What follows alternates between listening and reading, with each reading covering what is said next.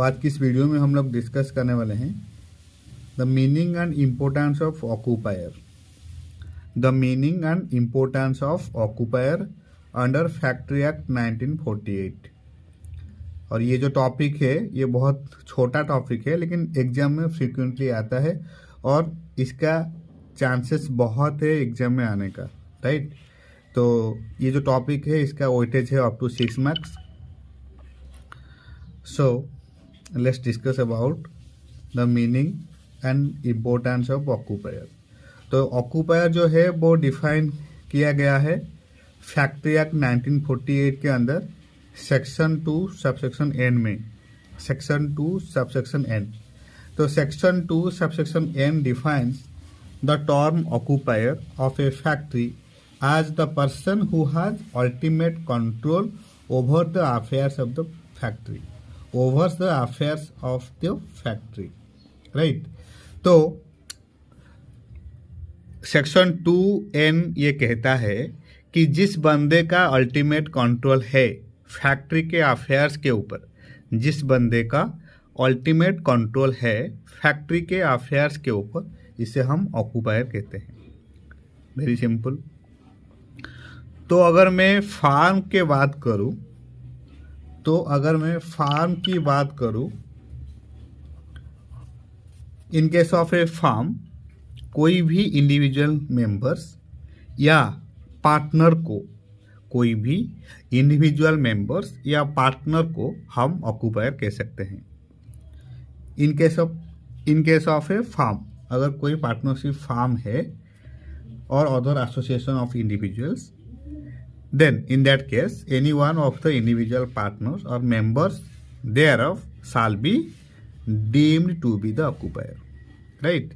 अगर मैं फार्म की बात करूं या फिर other associations of individuals,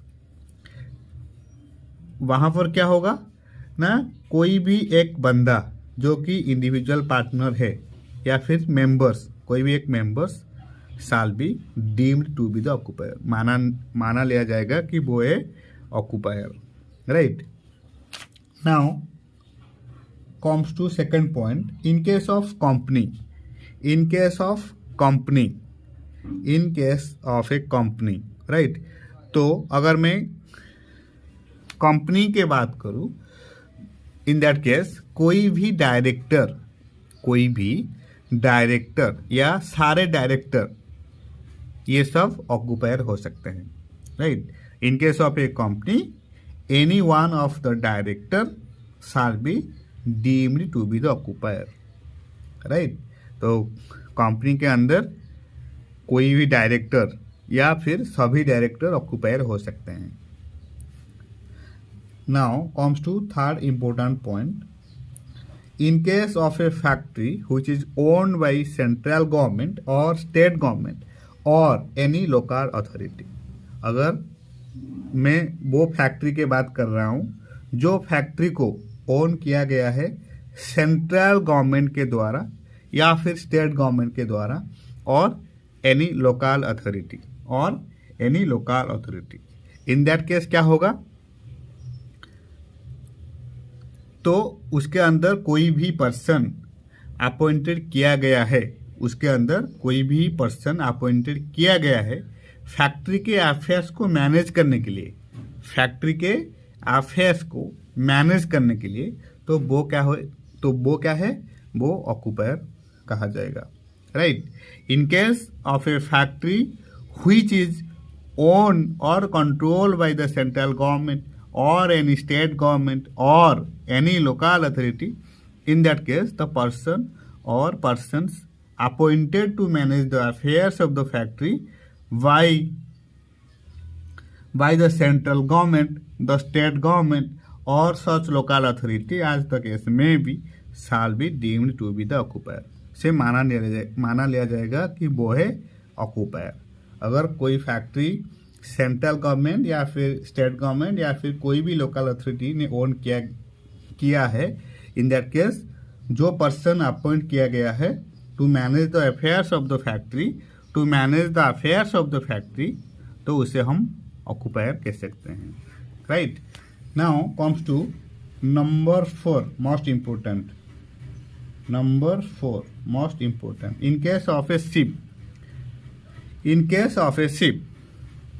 right, तो अगर मैं कोई शिप की बात करूं, कोई शिप है अवेलेबल फॉर हायर, और हायर के बारे में आप सबको पता है, हायर मीन्स ओनर एक है और जिसने हायर किया गया किसी और को, जिसने हायर किया है किसी और को, इसे हम लोग कहते हैं higher, right, hire purchase.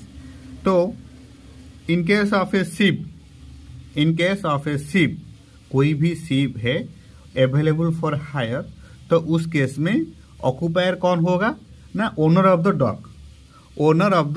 Dock, और the owner of the ship, या फिर you can say his agent, master, office incharge, इन सब लोग ऑक्यूपायर हो सकते हैं। इन सब लोग shall deemed to be the occupier, right.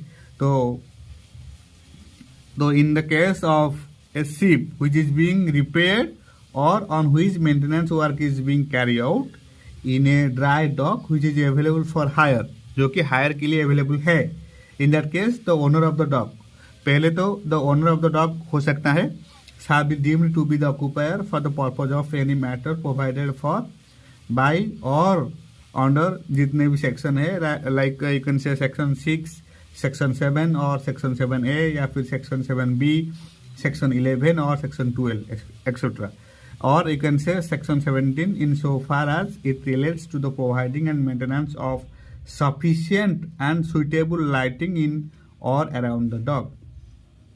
और कौन हो सकते हैं, the owner of the ship और हिज एजेंट, और you can say owner of the ship और हिज एजेंट, राइट, और यू कैन से मास्टर और अदर ऑफिसर इंचार्ज, ये सब लोग ऑफिसर इंचार्ज, ये सब लोग shall be deemed to be occupier, right. तो आपको सिर्फ 4 पॉइंट याद रखना है। In case of a firm कौन हो सकते हैं ऑक्यूपायर, इंडिविजुअल पार्टनर, और in case of a company कोई भी डायरेक्टर या सभी डायरेक्टर्स ये ऑक्यूपायर हो सकते हैं, और in case of a factory which is owned by central government और स्टेट गवर्नमेंट और any local authority, in that case persons who is appointed to manage the affairs of a factory, shall be deemed to be the occupier of a factory। तो in case of a ship, owner of the dog, पहले तो owner of the dog हो सकते हैं, या फिर और his agent, master और अदर ऑफिसर इंचार्ज, राइट। तो this is it all about occupier. Thank you so much for your time. Thank you so much for your support, and happy studying.